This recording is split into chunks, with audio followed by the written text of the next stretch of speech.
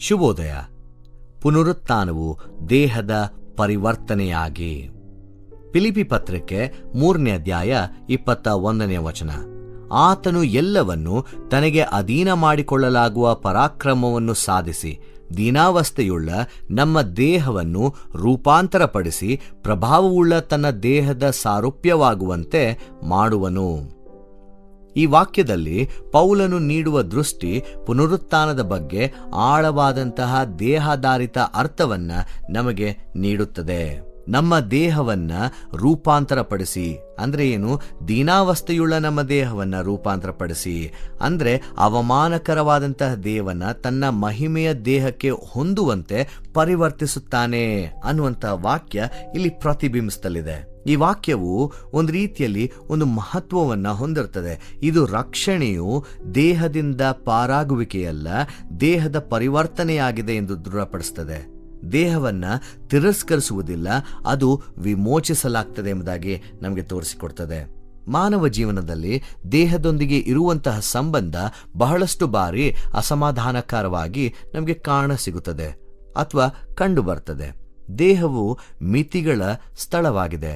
ದೌರ್ಬಲ್ಯ, ರೋಗ, ವೃದ್ಧಾಪ್ಯ ಮತ್ತು ಬೇರೆ ರೀತಿಯಾದಂತಹ ದುರ್ಬಲತೆಗಳಿಗೆ, ನ್ಯೂನ್ಯತೆಗಳಿಗೆ ಒಳಪಟ್ಟಿದೆ. ಅನೇಕ ಬಾರಿ ನಾಚಿಕೆ, ದುರ್ಬಲತೆ ಮತ್ತು ಕೆಲವೊಮ್ಮೆ ಹಿಂಸೆಯ ಸ್ಥಳವಾಗಿಯೂ ಸಹ ಪರಿಣಮಿಸಬಹುದು. ದೀನಾವಸ್ಥೆಯುಳ್ಳಂತಹ ದೇಹ ಎಂಬ ಪೌಲನ ಮಾತು ಈ ವಾಸ್ತವಿಕತೆಯನ್ನ ಹಿಡಿದಿಡುತ್ತದೆ. ಇದು ದೇಹದ ಮೌಲ್ಯವನ್ನ ತಳ್ಳಿ ಹಾಕುವುದಿಲ್ಲ, ಆದರೆ ಈ ಒಡೆದು ಹೋದ ಲೋಕದಲ್ಲಿ ಅದರ ಪ್ರಸ್ತುತ ಸ್ಥಿತಿಯನ್ನ ಪ್ರಾಮಾಣಿಕವಾಗಿ ಒಪ್ಪಿಕೊಳ್ಳುವುದಾಗಿದೆ. ಆದರೆ ಪುನರುತ್ಥಾನವು ಏನ್ ಗೊತ್ತಾ? ಒಂದು ಕ್ರಾಂತಿಕಾರಕ ಮರುಪರಿಭಾಷೆಯನ್ನ ನಮಗೆ ತರುತ್ತದೆ. ದೌರ್ಬಲ್ಯವನ್ನ ಅನುಭವಿಸುವ ಅದೇ ದೇಹವೇ ಪರಿವರ್ತಿತವಾಗುತ್ತದೆ. ಇಲ್ಲಿ ನಿರಂತರತೆ ಇದೆ, ಆದರೆ ಜೊತೆಗೆ ಪರಿವರ್ತನೆಯೂ ಸಹ ಇದೆ. ದೇವರು ಮಾನವೀಯವಾದದ್ದನ್ನ ತಳ್ಳಿ ಹಾಕುವುದಿಲ್ಲ, ಅದನ್ನ ಪುನಃಸ್ಥಾಪಿಸಿ ನವೀಕರಿಸುತ್ತಾನೆ. ಇದು ರಕ್ಷಣೆಯನ್ನ ಕೇವಲ ಆತ್ಮಿಕವೆಂದು ಪರಿಗಣಿಸುವ ದೀರ್ಘಕಾಲದ ಧೋರಣೆಗೆ ಸವಾಲನ್ನು ಹಾಕ್ತದೆ. ಹಲವು ವೇಳೆ ಆತ್ಮಿಕ ಜೀವನವನ್ನ ಹೆಚ್ಚಾಗಿ ಮೌಲ್ಯಮಾಪನ ಮಾಡಲಾಗ್ತದೆ. ದೇಹವನ್ನ 2ನೇ ಸ್ಥಾನದಲ್ಲಿರಿಸಲಾಗ್ತದೆ ಅಥವಾ ಸಮಸ್ಯೆಯಾಗಿ ಕಾಣಲಾಗ್ತದೆ. ಆದರೆ ಪೌಲನು ಈ ವಿಭಜನೆಯನ್ನ ಒಪ್ತಾ ಇಲ್ಲ. ಪುನರುತ್ಥಾನವು ದೇಹದ ಆಯಾಮವು ದೇವರಿಗೆ ಅತ್ಯಂತ ಮಹತ್ವವಾದದೆಂದು ಘೋಷಿಸುತ್ತದೆ ಎಂಬುದಾಗಿ ತೋರಿಸಿಕೊಡ್ತಿದ್ದಾನೆ. ದೇಹವು ಆತ್ಮದ ತಾತ್ಕಾಲಿಕ ಪಾತ್ರೆಯಲ್ಲ, ಅದು ಮಾನವ ಗುರುತಿನ ಅವಿಭಾಜ್ಯ ಭಾಗವಾಗಿದೆ ಎಂಬುದಾಗಿ ತೋರಿಸಿಕೊಡುತ್ತಿದ್ದಾನೆ.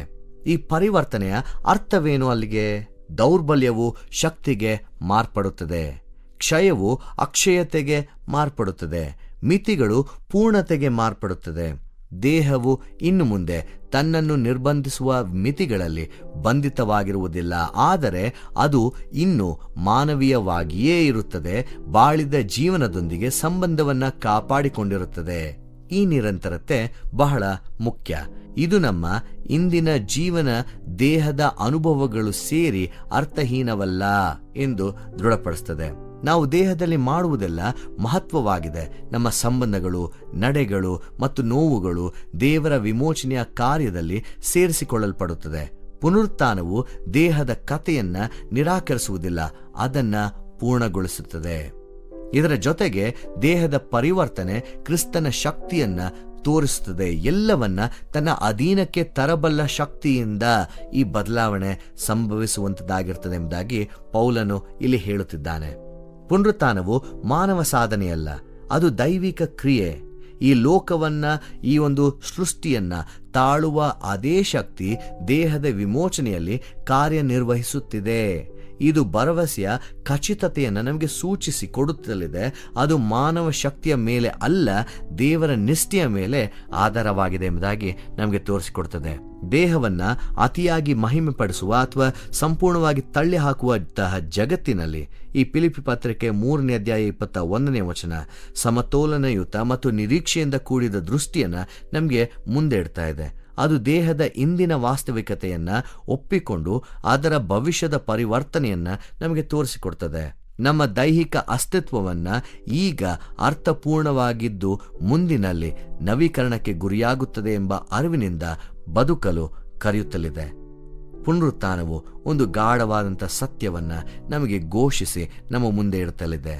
ದೇಹವನ್ನ ತಳ್ಳಿ ಹಾಕುವುದಿಲ್ಲ, ಅದನ್ನು ವಿಮೋಚಿಸಿ ಪರಿವರ್ತಿಸಿ ಮಹಿಮೆಗೆ ಏರಿಸಲಾಗುತ್ತದೆ ಅನ್ನುವಂತಹ ಘೋಷಣೆ. ದೇವರು ನಿಮ್ಮನ್ನು ಆಶೀರ್ವದಿಸಲಿ.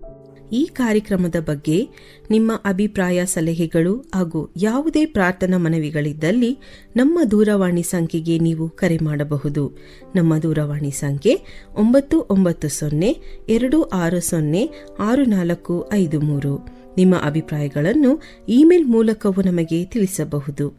ನಮ್ಮ ಇಮೇಲ್ ID info@fibaonline.org. ವಂದನೆಗಳು.